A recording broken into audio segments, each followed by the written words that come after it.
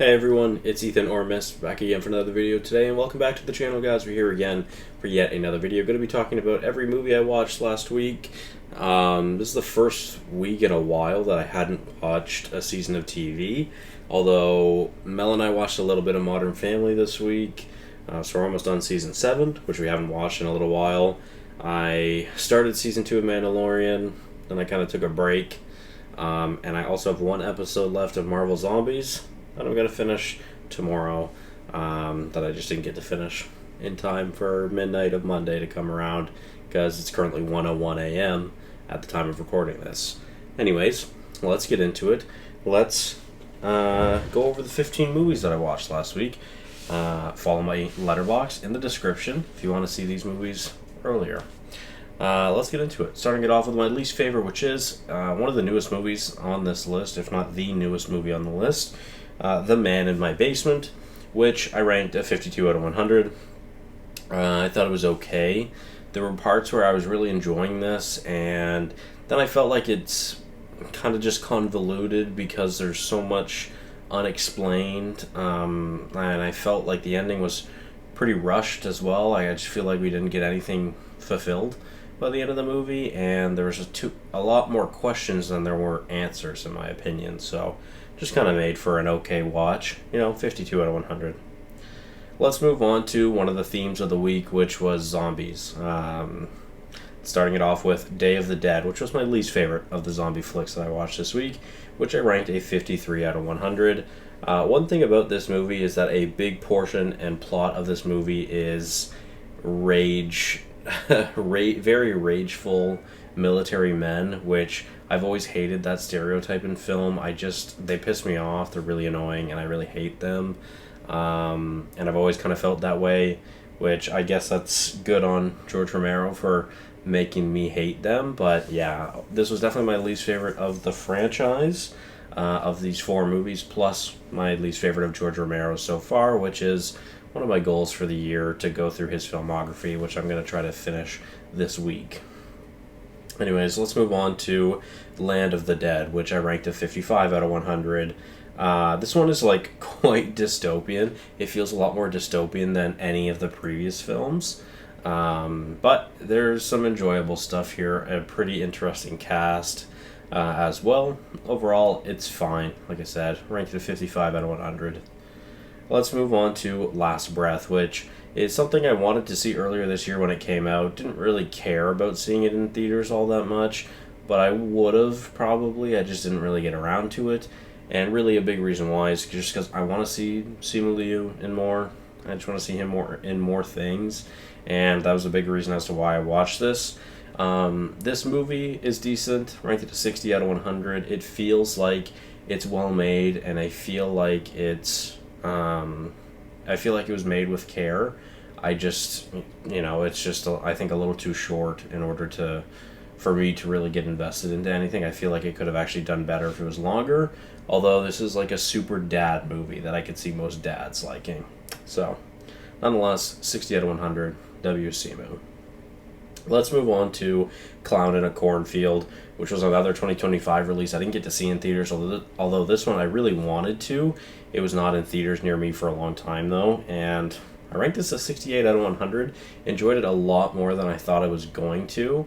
I thought this was pretty decent, actually. There's just kind of some fun moments, some fun kills, some very awesome, maybe not awesome, but hilarious overacting in this film as well.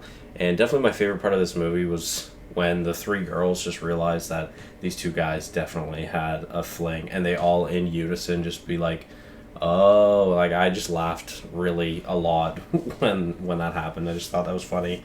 But yeah, don't fuck with Friendo, my guy. Alright, let's move on to where I started the week with zombie flicks, which was Wreck, which I ranked a 71 out of 100. It is definitely better than Quarantine, which I watched, I believe, last week. And, I mean, yeah, this is definitely a better movie than that for sure. And thought it was good, although I don't think either of them are anything too special. But yeah, this one is definitely much more highly recommended, highly respected, and just enjoyed more, I think, than Quarantine. So, and Quarantine's almost like a shot-for-shot remake, but in English, pretty much. So, yeah, overall, I enjoyed this as well. Thought it was good. Ranked it a 71 out of 100. I think this was the first No, I think this is only like the second Spanish film I've seen, and I think this is my first horror foreign film, which is interesting because there's definitely a lot of Japanese horror films I want to watch. But yeah, I think this is the first horror film I've watched. I wouldn't really consider the new Mononoke movies on Netflix to be horror, even though they're considered horror. I've watched a few anime ones, but those aren't really horror to me. Anyways, yeah, ranked a 71 out of 100. Let's move on to Night of the Living Dead, which is where I started with George Romero, of course. This franchise, really the founding father of a zombie film, and ranked this a 72 out of 100. This was also my 2000th watch on Letterboxd since I started back in 2022, which is pretty cool. Very happy to see that, and yeah, that's kind of dope, Anyways, Night of the Living Dead is pretty sweet.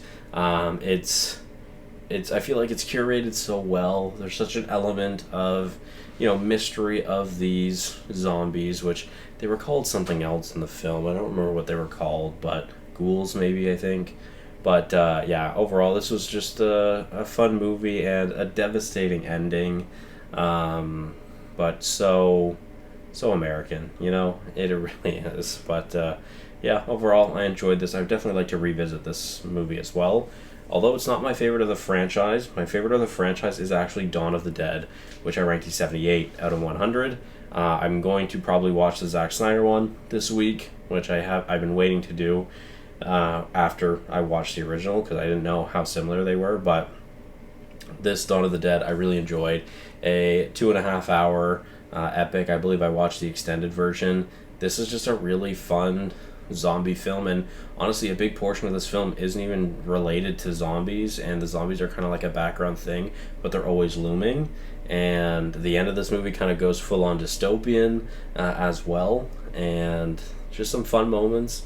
It gets a little bit gorier, it gets a little bit better in my opinion, especially made better, I find, with that like 10-year age gap, I believe, from Night of the Living Dead. But yeah, I really enjoyed this. Shout out George Romero.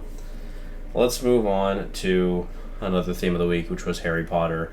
Mel and I are going through Harry Potter this, I guess last week and then this upcoming week. Yeah, because we watched them last year with some friends. It took us a few months to watch them just because obviously, we couldn't hang out every day to watch them. So I'm looking forward to watching them all closer in time. But yeah, let's start off with my least favorite so far, which is Chamber of Secrets, which I ranked an 80 out of 100, which actually I raised a decent amount from, I think, a 74 up to an 80 out of 100. So I really enjoy this movie, honestly. I think it gets better every time I watch it. So I had a really good time with it. Thought it was pretty great still, nonetheless, ranking an 80 out of 100. Let's move on to Harry Potter and the Philosopher's Stone, which I raised, I believe, from an 80 or an 81 up to an 83, if I'm not mistaken. And yeah, I really enjoyed this. And honestly, this time around, I think my favorite part of this film was John Williams' score, which I've always loved the score, but it just kind of stuck with me so much more in this watch around. I don't really know why, but I had a hell of a time with it, and I really enjoyed it. And yeah, 83 out of 100. Let's move on to Harry Potter and the Goblet of Fire, which I ranked at 85 out of 100. Yeah, this is a great movie as well. This is, I feel like, a lot of people's favorites. I feel like most people's favorites is either, it's like half the franchise. It's either Philosopher's Stone, Prisoner of Azkaban, Goblet of Fire, or Deathly Hallows Part 2. So, very interesting. But, yeah, anyways, Goblet of Fire, really great. Shout out to Cedric Diggory, my guy. I wish he was in the first 3 films. I think it would be even better if he was in the first 3 films. But, yeah, overall, shout out my guy, Ceddy. And, yeah, this is a pretty great movie as well. Really enjoyed it. 85 out of 100. Alright, let's move on to Juror number 2, which is a rewatch. I watched this last year when it came out. Showed Clint Eastwood directing this movie at like 93 years old, I think, which is a great movie. I really love this. This is just a tension, crime, courtroom drama thriller, and I really love it. I've always wanted to show Mel this movie because Mel's dream job is to be a juror. She's always wanted to do that. She's so interested in true crime and crime, I guess, and I guess the criminal law as well. Not so much law, but criminal law. And yeah, I ended up showing my mom this movie this week, but hopefully one day I get to show Mel. But yeah, nonetheless, I raised this from like, I think an 81 to an 87, so it's actually back in my, or it's now in my top 15 of 2024 as well, which is pretty cool. So yeah, 87 out of 100. Let's move on to the top 3, which let's start with Licorice Pizza, which I ranked an 88 out of 100. This is a Paul Thomas Anderson movie, but it feels like a Richard Linklater film, and this is something I always wanted to watch with Mel. And Mel decided she didn't want to watch it, and this was the last of the Paul Thomas Anderson movies that I wanted to watch. Glad I watched it, and I think Mel would have really enjoyed this, so I'd like to maybe show it to her someday. But yeah, honestly, I really enjoyed Licorice Pizza. Ranked it an 88 out of 100. Thought it was really great, and yeah. Let's move on to Avatar: The Way of Water, which I got to see in IMAX today, which was awesome. I got to see it in 3D IMAX, which is the first time I've seen a 3D IMAX film.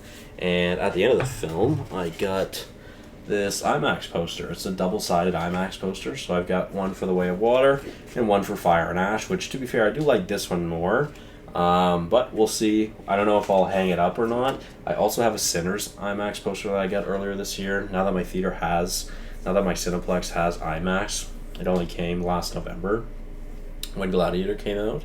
So yeah, I'm glad that there's finally IMAX posters because I want these. And yeah, I mean, let's talk about The Way of Water.